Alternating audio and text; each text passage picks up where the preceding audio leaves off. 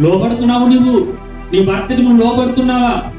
నీ భర్తకి నువ్వు లోబడినప్పుడే నీకు జీవితము, నీ యొక్క సంసారం మొత్తం అంతా కూడా ఎలా ఉంటుందంటే సమాధానంతో నింపబడి ఉంటుంది. అది ఎక్కడ దొరుకుతుంది? అది ఎక్కడ నేర్చుకుంటావంటే యేసుక్రీస్తు యొక్క సన్నిధిలోనే నువ్వు నేర్చుకోగలుగుతావు. నువ్వు ఎప్పుడైతే దేవుడికి లోబడతావో నువ్వు నాయకుడికి లోబడతావు, సేవకుడికి లోబడతావు, నీ యొక్క భర్త కూడా నువ్వు లోబడతా ఉంటావు. దేవుడు భయం లేనప్పుడు, దేవుడు భక్తి లేనప్పుడు నీవు నాయకుడికి కూడా నువ్వు లోబడలేని జీవితమే.